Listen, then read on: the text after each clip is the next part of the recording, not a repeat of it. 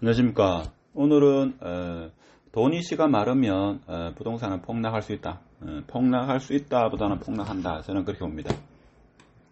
그래서 최근 며칠 전에 금리 인상이 0.25% 상승한 것보다도 농협의 대출 중단이 더 크지 않을까 그런 생각도 해보죠.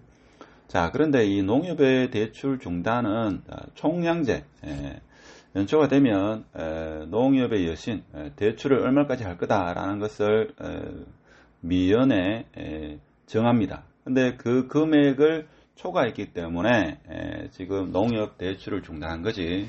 제가 볼 때는 내년 1월 되면죠. 다시 대출은 다 살아날 겁니다.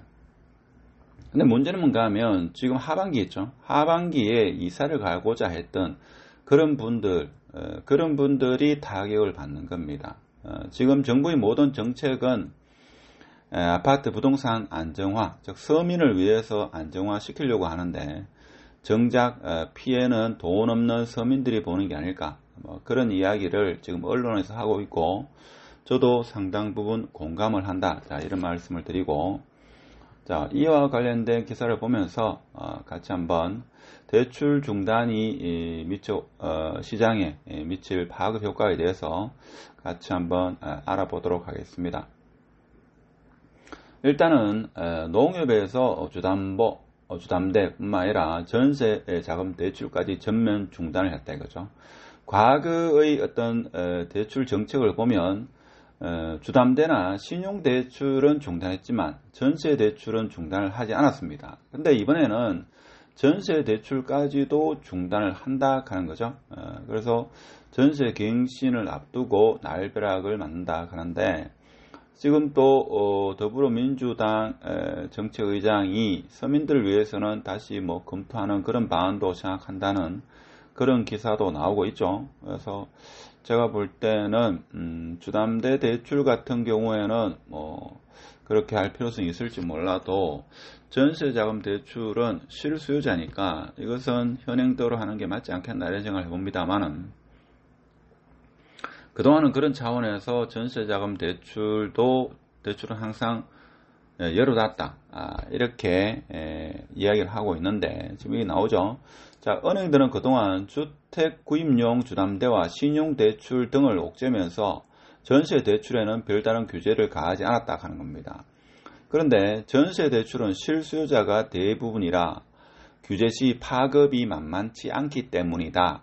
그러나 금융당국이 눈덩이처럼 불어난 가계대출을 잡기 위해서 은행별로 대출 총량을 관리하면서 그 안에 포함된 전세대출도 규제가 불가피해진다. 자, 이런 이야기를 하고 있습니다. 그렇죠? 그런데 작년 2020년 7월입니까? 임대 3법으로 인해 가지고 전세금이 폭등을 했다 이거죠. 그러면 전세 대출을 하지 않고서는 힘든 상황, 자, 그런 상황이다 이거죠. 그래서 작년에 부동산 3법, 자, 그로 인해 가지고 전세금이 상승했는데 지금 와서 전세자금 대출까지 옥죄다 하는 것은 좀 문제가 있지 않나, 자, 그런 생각을 많이 하죠. 자, 그래서 여기 온라인 커뮤니티에는 정책 실패로 전세값을 넣어놓고 돈줄마저 막아버리면 어떻게 할 거냐, 자, 이런 성토의 목소리가 상당수 지금 일어나고 있습니다. 그래서 연말 되면 이제 대선 모드로 모든 것이 바뀔 건데 여당으로서는 상당한 부담이 아니겠는가, 그런 생각이 들죠. 자, 그리고 마이너스 통장, 신용대출 한도도 연소득 이내로 하겠다 하는 대출 보릿고개가 시작되었다라는 이런 기사도 있습니다. 그렇지만 모두에도 제가 말씀드렸습니다만은 연초가 되면죠, 다시 주택담보대출이라든지 모든 대출은 정상적으로 대출이 가능하다 하는 겁니다. 그렇죠? 지금 한도가 다 소진되어 가지고 가장 먼저 한도가 소진된 게 농협이다 이거죠. 농협은 전국적으로 가장 많은 지점을 가지고 있다 해도 무방할 정도로 시골에도 농협은 다 있죠. 자, 그래서 대출이 많이 이루어졌다 이렇게 생각하시면 이번 농협 중단 사태가 이해가 되실 겁니다. 그렇죠? 그래서 무한정 대출을 해주는 게 아니고 보통 한 연말 있죠. 11월달, 12월달 되면 대출하기가 좀 어렵습니다. 1년 동안 대출할 수 있는 금액을 은행마다 정해놨기 때문에 그 금액을 초과하게 되면 보통 대출은 더 일어나지 않습니다. 그래서 여기 이 신문 기사에서는 전세 대출은 가계부채 총량에서 제외해야 된다라는 이런 주장.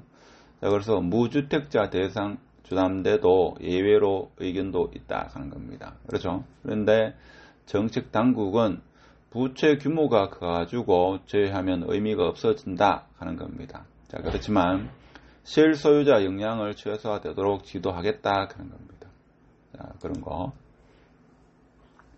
자, 그러다 보니까 지금 더불어민주당 정책위 의장이 서민 대출 절벽 우려에 실수요자 대출은 중단 없도록 하겠다 하는 게 지금 정책위 의장의 발언입니다. 그렇죠? 자, 그래서 아파트는 수요 공급이 상당히 크긴 한데, 자, 거의 못지않게 그보다 어떻게 보면 파괴력이 더 클 수 있는 게 돈이 씨가 마르면 저는 생각할 때는 아파트 가격은 폭락으로 이어질 수 있는 겁니다. 최근 몇 년 사이에 아파트 가격이 폭등했는 것은 시중에 돈이 많이 풀렸는 유동성, 돈이 많이 풀려가지고 부동산 쪽으로 자산 시장 쪽으로 많이 돈이 몰리다 보니까 가격이 상승한 요인이 가장 크다 하는 겁니다. 수요 공급은 당장 어떤 공급이 최소 2, 3년 동안에 공급되는 게 아니기 때문에 2, 3년의 시차를 두고 이렇게 공급이 되기 때문에 수요와 공급은 항상 엇갈리는 면이 있죠. 최소 2, 3년, 길게는 5, 6년 동안에 어떤 미스매치가 일어나기 때문에 일치하지 않습니다. 자, 그렇다 보니까 시중에 돈이 얼마만큼 풀리느냐, 그리고 지금처럼 대출을 중단하겠다. 자, 이런 메시지가 부동산 시장에 더 큰 영향을 미친다 하는 겁니다.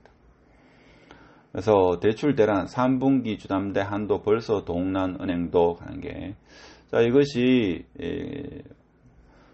모두도 말씀드렸습니다만은 대출 한도를 정해놓고 각 은행별로 대출을 해주기 때문에 그것이 벌써 다 소진이 됐다 이 말입니다. 그럼 바꿔 말하면 2021년도에는 상반기 때 일반 소시민들이 대출을 많이 일으켰다 하는 거죠.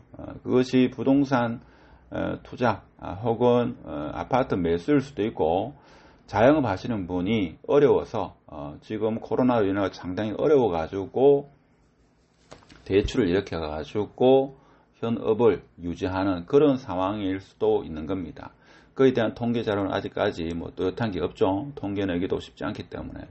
자, 그런 상황이고, 최근 벌어진 가계대출 중단 사례를 보면 지금 뭡니까? 신용대출 재연장 시 한도 금액을 감소하겠다. 금리 인상, 어떻게든 간에 지금 돈을 옥죄고 있다 하는 겁니다. 그래서 조만간 시행 예정인 것은 하나은행 신용대출 연소득 범위 내에서 마이너스 통장 한도 5천만 원으로 축소하겠다 하는 겁니다. 그렇죠? 그리고 대부분의 시중은행들이 신용대출 한도를 연소득 이하로 제한시키겠다 하는 겁니다.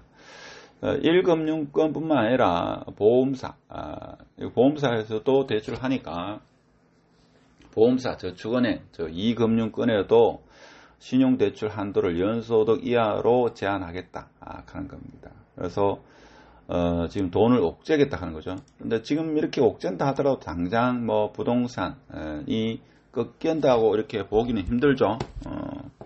그래서 이 흐름이 지속적으로 이어져야 되고 일관적으로 이렇게 이루어질 때 부동산 시장에 강력한 메시지가 전달되지 않겠나 이런 생각이 들죠. 지금 현재는 돈이 너무 많이 풀렸기 때문에 이런 메시지가 과연 부동산 시장의 안정화에 얼마만큼 기여를 할지.